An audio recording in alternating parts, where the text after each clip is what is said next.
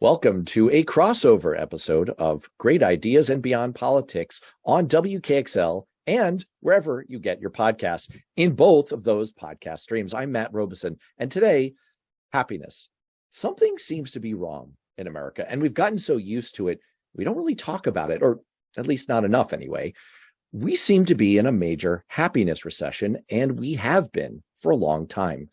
Research using data from 50 years of trends in public opinion from the General Social Survey showed the highest proportion of Americans ever in recent years, 80%, saying they were satisfied with their own family's financial situation, while an all-time low reported being very happy in their lives, just 14%.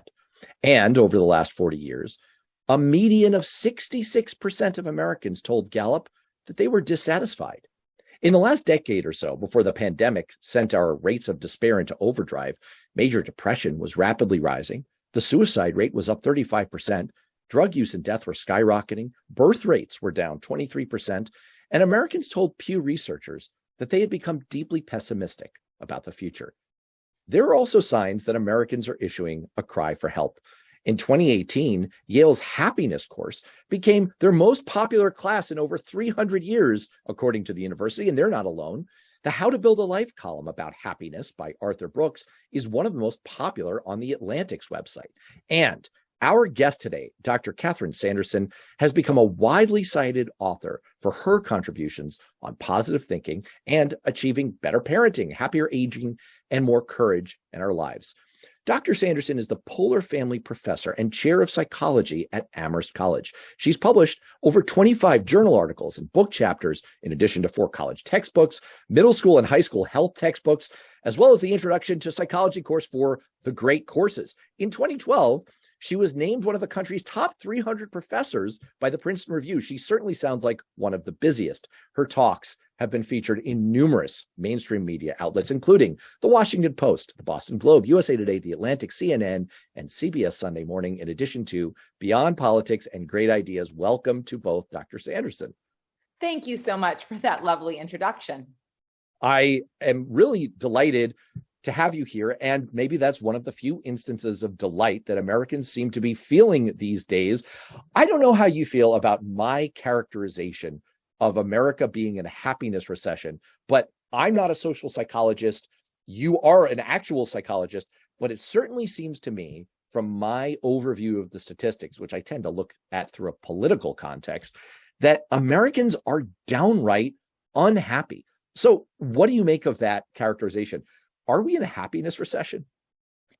So sadly, I do agree with your characterization. And I really wish I could start by being more uplifting, saying, no, you've got the statistics wrong. Really, we're very happy. I mean, I would love to be able to say that. But the reality is those statistics are really reflecting what people are experiencing in their day-to-day lives. And that was probably true even prior to the pandemic, as you note. But certainly the last few years have been really difficult for lots of people for lots of different reasons. So I think your characterization is quite apt. I trace, and again, this is me looking at polling data and kind of my training was in economics, not psychology. I thought I was going to major in psychology, but abnormal psych just threw me right off. When I look at that kind of data, I see the beginnings of this. About 50 years ago, you can certainly see it at the beginning of Gallup polling on their question of whether people feel generally satisfied or generally dissatisfied, and that proportion of about 2/3 of Americans saying that they're dissatisfied. You also see it begin to go on steroids in the last decade or so, where that proportion rises to 71 or 72%. Where do you trace the origins of this level of unhappiness among Americans? So I think it's really hard to disentangle all of the different effects. So I want to be really clear about that. Certainly, one of the challenges is that different pieces of data point in different directions. So let me give you a really simple example.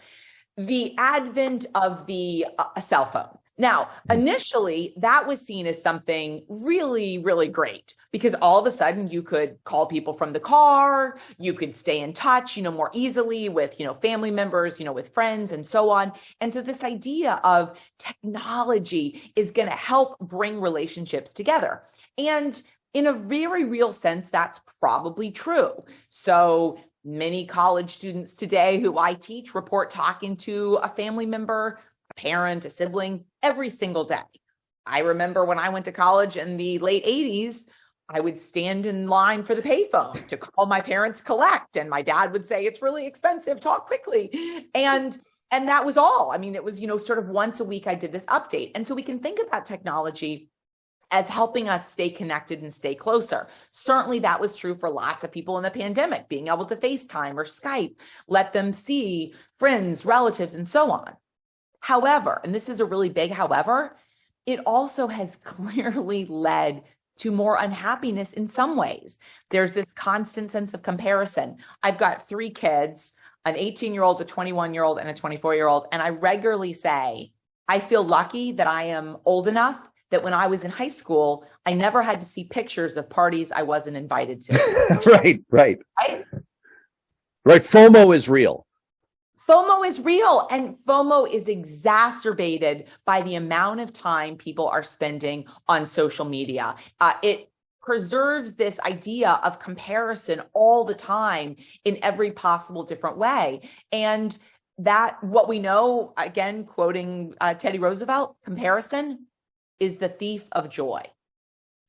That's really interesting, because to the extent that I have any minor stirrings of training in your field and your expertise, it's through the lens of behavioral economics. And we do know from research in that domain that people really care about group affiliation and comparative group affiliation. And you can do all kinds of fascinating experiments where, it's like the monkeys and the cucumbers and the grapes experiment, widely cited, right? You give monkeys a cucumber as a treat, they're thrilled. And then what they really want, though, is the grape. Grapes are awesome. Grapes are sweet. If they see other monkeys getting grapes, they will be incensed, and they are willing. This is the part that really twists me. They're willing to hurt themselves just to see another group of monkeys not get the grapes, not get ahead. We care so much. And this is backed up, Daniel Kahneman's research, showing that people really, really care about their comparative income. So I cited those statistics before about people saying, I'm pretty happy with my own family financial situation, but I'm very unhappy in my life. And I wonder if a lot of that is due to the effect that, you'd be willing to make less money if all your neighbors around you also made less money.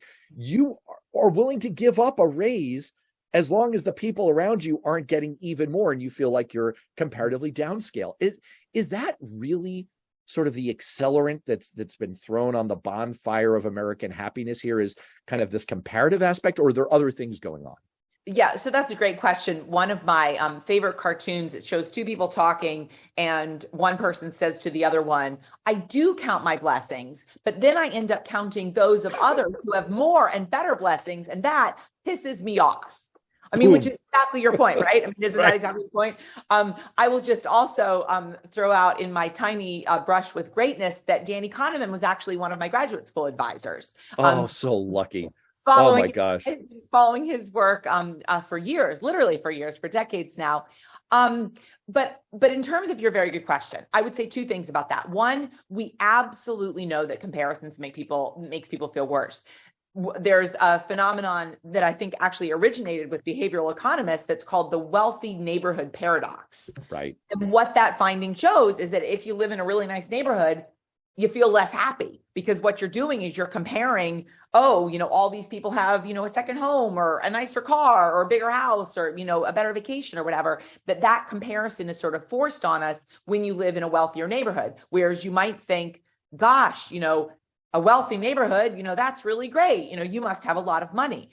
There's also a fascinating study that was done in California in which half of the people who worked for public institutions in California got sent an email saying, hey, there's a website that will tell you how much all of your colleagues make.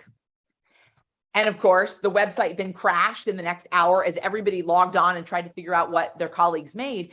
And what people then found is that the next day, people felt less happy in their own job because they had just found out that many of them were in fact not paid as well as their colleagues for doing the same work. So this comparison, in fact, really hurts our happiness. And it's much easier to compare now with social media. You didn't used to know where your friends or family members went on vacation or what their kids did or if they got a promotion. You had to wait for that holiday letter, once a year. Now it's every hour on the hour, we see other people's highlight reels. It is interesting, especially in the wake of the revelations from the Facebook whistleblower, Frances Haugen, about the research that Facebook themselves did into the effects, especially for teenage girls, Instagram and these other kind of comparative platform technologies where you can see a curated version of someone's life and you can say, wow, they're thin. They're going to all the parties I wasn't invited to.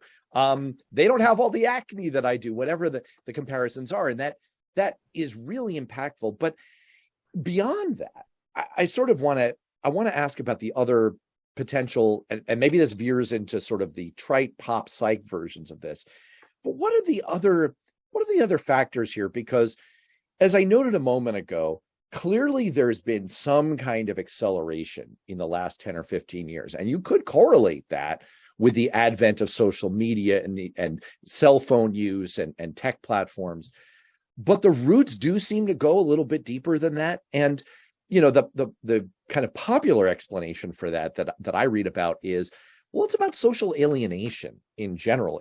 We used to have a sense of place, of belonging, of, it's kind of the vibe of you belong to a church or another faith center, and you felt a sense of place in your job and your community and your town, and you were a member of the Elks Club or the Sewings or whatever it was, and that the loss of all of that and the inability for technology substitutes to truly substitute is also a major factor in our decline of happiness. What do you make of that? Or if it's not that, are there other factors at play?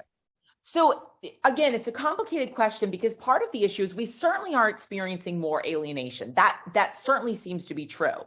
That people are less likely to feel connected to their neighbors or a religious community or other sorts of ways in which we, the famous Bowling Alone, book, of course, by Robert Putnam. So in a sense, we aren't as connected. But I think another issue is that we really are placing a premium now on being busy.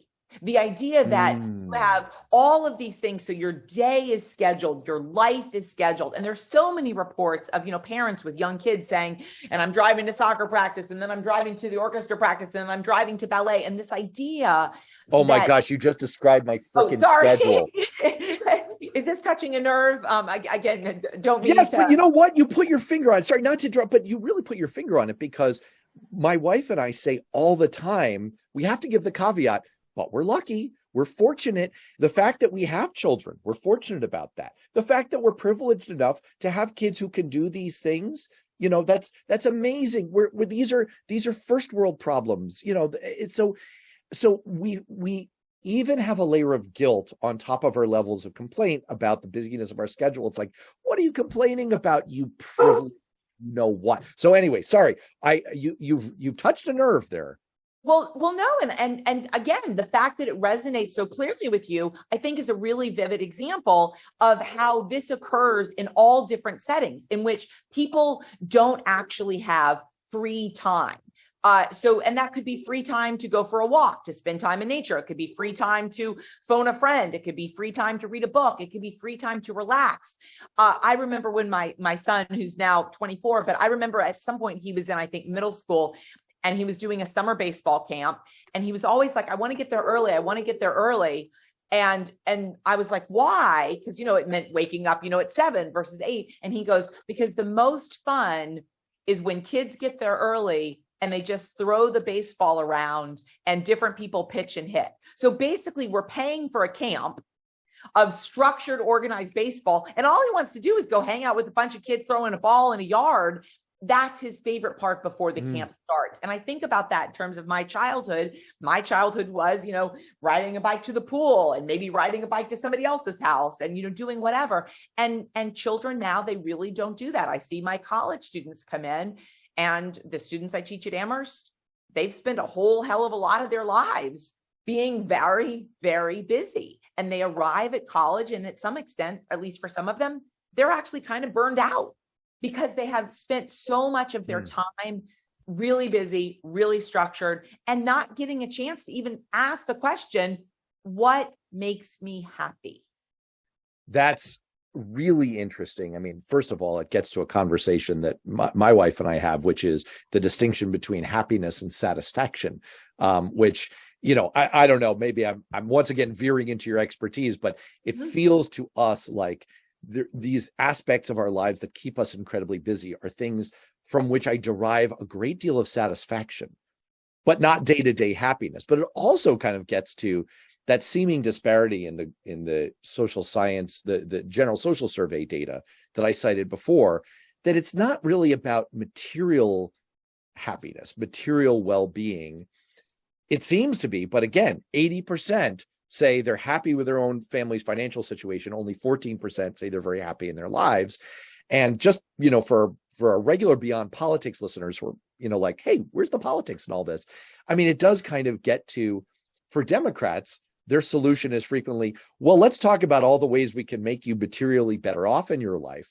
But that's not really getting to the nub of what's making people unhappy. It kind of reminds me of what the social scientist Yuval Harari wrote in Sapiens, which is he kind of gave this example of, aren't we better off than we were in the Middle Ages? And he gives the example of, well, now we can take a hot shower. And his point was, well, there's an allegory of the cave aspect to this of, if you didn't know you were missing out on a hot shower in the year 1400, it wasn't making you unhappy. You took more pleasure in the things around you that you could control, the bike ride to the pool or to your friend's house to kind of mess around before baseball practice.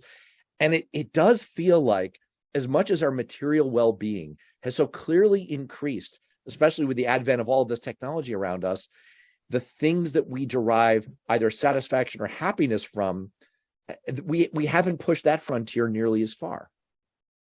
Well, I think that's true. And I guess I'd say a couple of things. One, the field of psychology really focused historically on problems, right? So when people talked about what do you study in psychology, you gave the example of abnormal psych, that not for me, but right. That really reflected where we were, that the discipline of psychology was a discipline focused on phobias, neuroses, depression, et cetera. It was not a field that focused on positive emotion. That was deliberate and intentional. So even when we talk about this field of positive psychology, that is relatively new in the history of the field of positive psychology. And to get back to one of your earlier points, when we talk about what is happiness, right? What is it? It basically breaks into three things. One is pleasure. And so the pleasure is things like, that great piece of cheesecake or the great glass of wine or looking at a beautiful piece of art or listening to a beautiful piece of music. But pleasure is fleeting because that great piece of cheesecake you had yesterday, it's probably not making you happy today, right? It's over. So then what matters more? Two, engagement. And this is really engagement in your life. So are you doing things that you find exciting? I look at examples of planning a trip, going to a Major League Baseball game, going to a Broadway show or an opera, just, adventure travel, whatever makes you happy, but engaging in your life, not just letting your life be scheduled and busy, but engaging in your life. And then the third thing, and I think this is really the most important, and this is what, many people have described, the idea of meaning, doing things in your life that you find meaningful. So when college students come and sit in my office and say, what should I major in? I say, what do you love? What's the material that you want to do first? What's the material that you've talked about or read that you call home and tell your parents about? Find something that is meaningful. And to me, that's something that we just don't pay enough attention to, that we don't stop and kind of ask ourselves that question of what do I find meaningful in my life and how can I do more of that? Perhaps her most celebrated recent work is about the power of positive mindset in trying to solve the happiness depression that we as a country are going through collectively and individually. In the first part of the show, we talked about kind of the diagnosis of the problem here. Where did it start? Why is it happening? Why has it gotten worse? What's the role of technology and alienation and all kinds of psychological phenomena that we know about through research from psychologists like her? But now I want to get into your book and your work on the power of mindset. You point out kind of in the setup for that book that there's a reason mindset is the reason why spending time on Facebook makes us feel sad and lonely. True observation. I never feel good. It's like after eating a pixie stick, it's like for like 2 seconds, I feel like, ooh, that's a jolt of sugar. And then it's like, wow, I feel awful. It's why expensive name brand medicines provide better pain relief than the generic stuff, even if it's the same stuff inside. Well, why? It's something in your mind. Why does a hospital room with a good view speed up recovery from surgery? That makes absolutely no sense. Okay, so what's the answer to all of those questions? Well, so the answer to all those questions is actually the same thing. And that is, we can do things in our lives, again, our thoughts, our mindsets, and our behaviors that actually lead to increased happiness. We've all had the experience, and we've all heard about, the placebo effect. The idea is, somebody has a headache and you give them a sugar pill and you tell them this will help your pain go away. And in fact, it does. And so this example of the placebo effect is, of course, well established in literature. We also know it as people that when your little kid, stubs their toe and says, would you kiss it and make it better? That's also the placebo effect in terms of giving that attention, giving that touch. And what research now in positive psychology tells us is that we actually can shift the way that we think about things to experience greater happiness. And we can also engage in relatively simple daily life behaviors, more time in nature, room with a view out of the hospital, that actually can lead to better happiness and better health. And to me, that's what's particularly powerful, because lots of us kind of go through life thinking happiness is something that happens to us. It depends on fortune or genes or luck. And what the research now tells us is that's just wrong. Happiness for most of us involves effort. Is that effort a learnable skill? Is this the kind of thing? So, for example, I coach, talk about things that give meaning. I coach my daughter and at times my sons, but right now, mostly my daughter on her soccer team and her basketball team. Now, first of all, this is something that I enjoy, that gives me, meaning and significance. But I also really emphasize with the kids relentlessly, shamelessly positive mindset and confidence at all times, a Ted Lasso-esque approach. This is total gut feeling. Like, I have no idea if this kind of thing works. Does this have a chance of being effective? Can you, starting with young kids even, train people in the kinds of habits of mind that will lead them to more success and more happiness in what they do throughout their lives? So I'm going to give you two answers, yes and no. And so let me Wait, I'm really afraid of the no. So to some extent, yes. So to some extent, we model behaviors of other people. So if you've grown up with, a parent or a guardian who's, very sort of gloomy and pessimistic, you might in fact adopt that sort of worldview. If you grow up with someone, a coach, a teacher, a parent, a neighbor who has a very positive view, you might adopt that view. However, and this is an important however, it does seem to be that some people have an easier time doing that than others. So what the research in positive psychology tells us is about 50% of our happiness is determined by our genes. And so I think that's really important to recognize, because it means that some people have an easier time finding that silver lining, adopting a positive mindset. So some people, in fact, have a head start on finding happiness. However, the most important part of your question was, can we train it? And the answer to that is decidedly yes. And in fact, as I talk about in the opening pages of my book, The Positive Shift, I am not a naturally happy person. I have close genetic relatives who've suffered from bipolar disorder, from clinical depression. I've lost a grandparent to suicide. And so I am someone who does not come naturally and easily to happiness. And I frankly have spent a bunch of my life feeling anxious, feeling sad, ruminating and worrying. And so to me, the field of positive psychology provides tremendous hope, because what it tells us is that even for those of us who don't sort of naturally and easily find happiness, there are specific and concrete things we can do to improve happiness in our own lives. And none of these are things like sell all your belongings and move to Aruba. They're all things that we can do. That is extremely encouraging, because when I have kind of touched this story through, he was your mentor and he's sort of my intellectual hero, Danny Kahneman, he's actually given a TED talk about this. He says that there's research that shows, look, if you're the kind of person whose set point on happiness is such that, it's pretty high, if you get into an accident and you're suddenly wheelchair bound, about 6 months later, what researchers find is you're at about the same happiness level as you were beforehand. And if you're the kind of person whose happiness set point is low and you win the lottery, about 6 months later, you're about at the same place regardless. And so, that has a certain fatalism to it that I don't love, even though I accept it. But it's very encouraging to hear that there are actually things that you can do. So I think we've kind of held out on our listeners long enough here.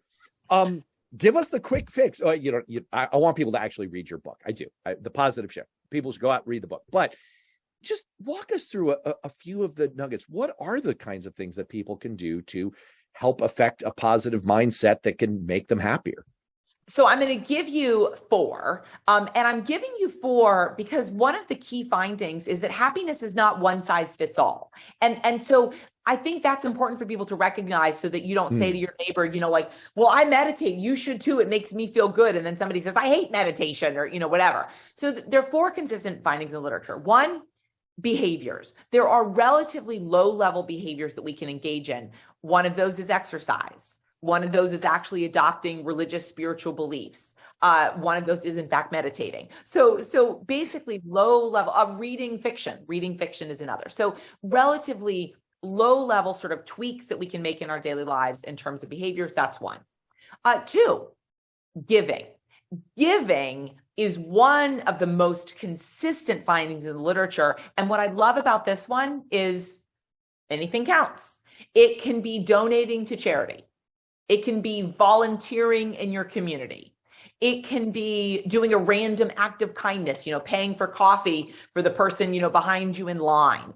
Any kind of giving makes us feel good. And there's fascinating research in neuroscience showing that when we just think about giving a gift to a friend, it activates a part of the brain that is the exact same part of the brain that is activated when we experience other rewarding things, like eating chocolate or using cocaine, but that's like a less, positive example. But so it really suggests that giving is activating a reward center of the brain. So that's 2. 3, you touched on this a little bit earlier, nature. Spending time in nature. And that could be going for a walk at lunch. It could be looking at nature through a window. It could even be having plants, in your home or office. But spending time in nature seems to be tremendously beneficial in terms of making us feel happier and making us feel healthier. And then finally, and I do this one last because it's the most important, relationships. Relationships are the single best predictor of our happiness. But the key thing here is it's not quantity, it's quality. Having people in your life who you can be authentic and real and vulnerable with, having high quality relationships, friends, family members, neighbors, colleagues, whatever, best predictor of happiness. So what I don't hear in that list is anything on the material spectrum, except maybe a little bit of the sense of giving, maybe a little bit. So what do you find there? Because obviously, if you're in a situation, I mean, maybe this goes without saying, but maybe we should say it. If you're in a situation where you're incredibly poor, or you're in difficult physical circumstances, and clearly there are some fixes there that should improve your happiness at that end. But are there beyond that? Does it matter? So 2 key points about money, which you're right, was not in my initial list, although I do actually have a chapter in my book that talks about money because it's something that we hear about and believe in and certainly has a lot of relevance. So here's what the research on money and happiness tells us. 1, your intuition is exactly right. If you are worried about survival, Are my kids going to have enough food to eat today? Do I have a safe place to sleep tonight? Are we going to have enough, heat this winter? If you're worried about basic survival, more money absolutely does increase happiness. The issue is once you get to the level at which it's not basic survival, the addition of more wealth has just the tiniest amount, if any, improvement on happiness. So basically, it's about money is providing stability, security, and once you sort of are at that level, you don't get a really big extra boost. So that's one thing. The other thing, which I actually think is even more interesting about money, is that what matters isn't really how much you have, it's more about how you spend it. So spending money on experiences actually does lead to increases in happiness in a way that spending money on belongings, better watch, car, shoes, phone, doesn't. And the reason what George Carlin would call stuff.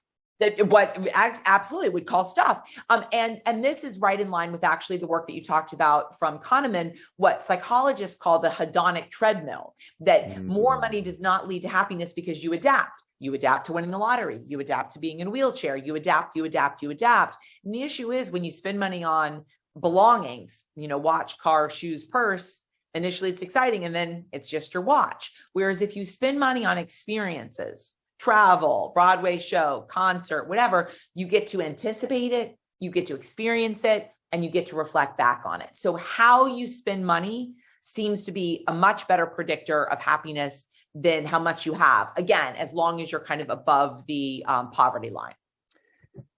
To what degree do expectations and goals factor in? And I ask from the standpoint, again, kind of referring back to Yuval Harari, he points out that there's a mindset that has its roots in capitalism, market economies, and it's based around the idea of, in order to be happier, here's a goal, and we need to raise to that level. Here is something that we want to achieve. It could be financial, it could be something else. We need to get up there. And he contrasts that with a more Eastern Buddhist philosophy of we should decrease our wants down here. Back to the example of the middle-aged person in the shower. If we reduce our expectations and our desires, essentially, very Buddhist approach to it, that also it's the mismatch that creates unhappiness. How does that factor in?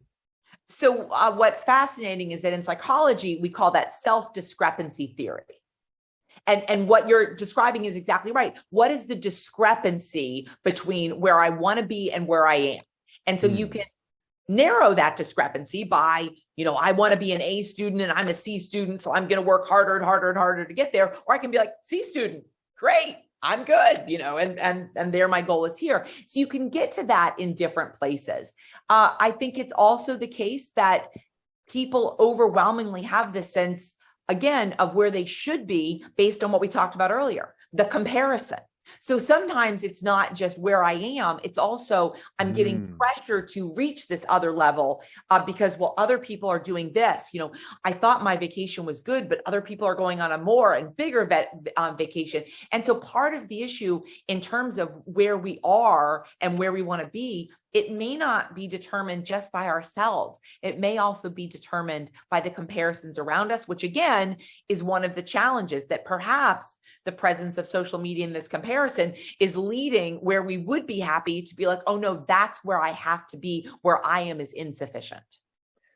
Absolutely fascinating. And so I what I'm taking away from this is more nature walks with my wife and children where we give randomly to strangers and we engage in meaningful conversation and experience with one another. We're going to start taking more hikes, except for my knees falling apart. Okay.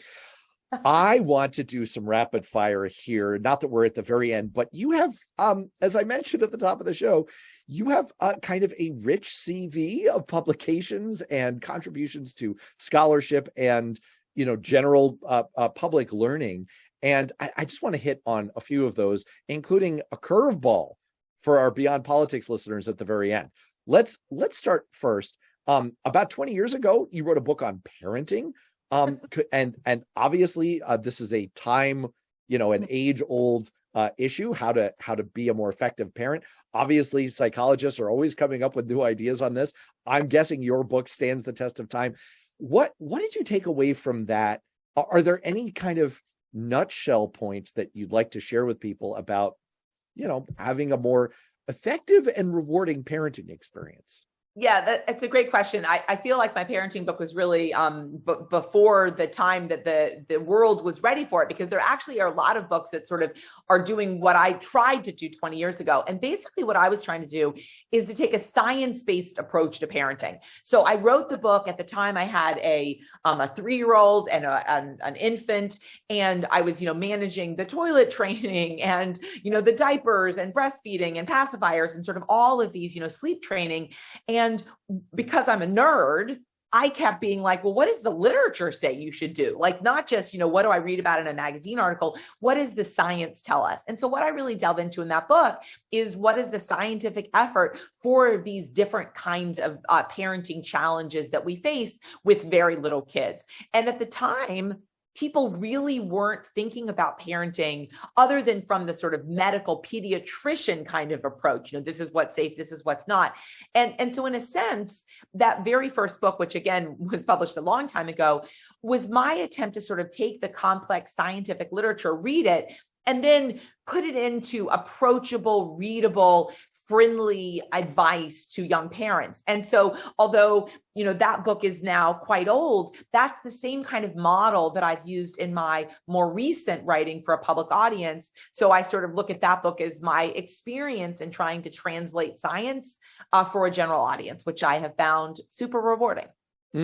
Well, that's good. See, you're taking your own advice. You're finding things that you find rewarding and you're engaging in them. All right, let me hit you with another one. We were just having a dinner time conversation about the trolley problem the other night with my kids who were way too young. It got really gruesome, by the way. It was like, it was very bloody. I guess if you have like an 11-year-old, a 9-year-old, a 6-year-old, that's where it's going to go. It does bring up this question though of, how willing we are to intervene on behalf of others, which is something that you've actually written about in a book about the bystander effect. Now, when I studied psychology, the classic story about this was the murder of Kitty Genovese in 1964, which, was the classic story is she was attacked 3 times. There was an alley. There were almost 30 people who witnessed it.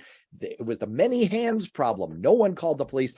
That story has been a little bit, I think, debunked since that time, but it kind of, it has a truthiness to it that it is often hard to know when to jump in and intervene on behalf of other people. So why do good people find it so hard to intervene in difficult situations and make a difference?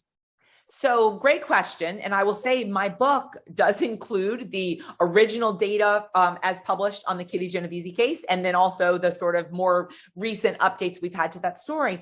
But I'll just say briefly, my prompt for writing my most recent book, again, on the bystander effect, called Why We Act, was that my oldest son started college about 6 years ago now.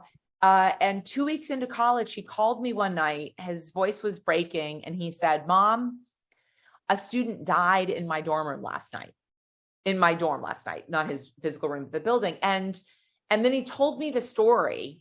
And the story was one that just is heartbreaking. As a mom, as a professor, a kid fell and hit his head on a Saturday night.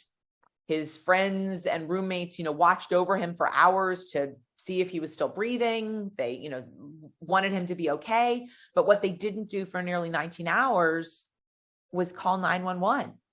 And when they finally did call, it was too late. The kid died. And he was 19 years old in his first 2 weeks of college. And when my son told me that story, I was just heartbroken. And that was actually the prompt for my most recent book. But so to answer your question, we've all been in situations in which we've either needed help and haven't gotten it, or we've seen something and not known, what to do or how to step up. It's really a universal experience. So what I delve into in this book is exactly your question. Why? What leads people to not step up? And basically there are three factors. One, we don't actually know what's happening. So we see a student who's drunk and we don't know, are they drunk or really unconscious? Is that joke kind of offensive or is it really funny? Is that sexual misconduct or is it, flirting? We don't know how to react. So one question is, it's ambiguous. We don't want to feel foolish or overreact for intervening. And we don't really know what's going on. So one factor is it's ambiguous. Another factor, and this was really the Kitty Genovese story, we don't feel it's our responsibility. Yeah, that's a problem. But you know what? There are all these other people. It doesn't have to be me. Somebody else can step up. It's not me. And the third factor is fear of the consequences.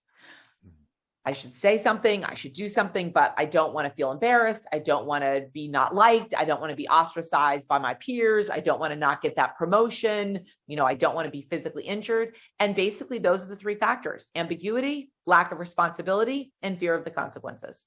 All right. So for the politics angle that I teased, is this scholarship what got you roped in somehow to the January 6th committee?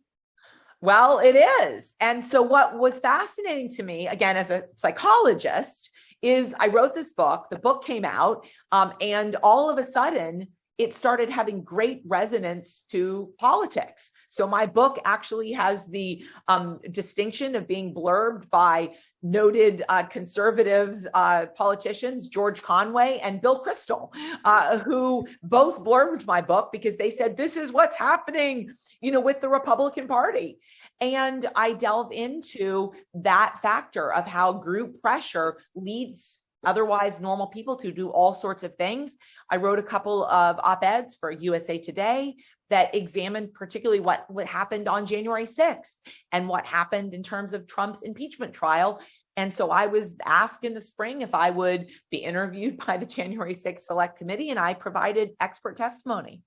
That's absolutely amazing. And it does resonate for me, this idea that it's so hard to recognize, again, the Kitty Genovese story, which is probably mostly apocryphal, but I remember when I initially studied it, sort of identifying with the onlookers, because it's partially ambiguity and it's partially how hard it is to recognize when something truly shocking is happening.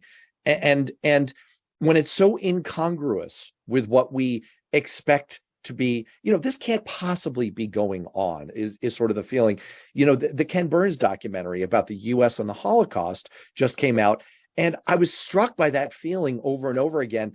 I'm not trying to excuse the people who kind of wished that away, but I can understand to some degree how hard it is when something so mind-blowingly terrible is happening, even if it's happening in front of your eyes.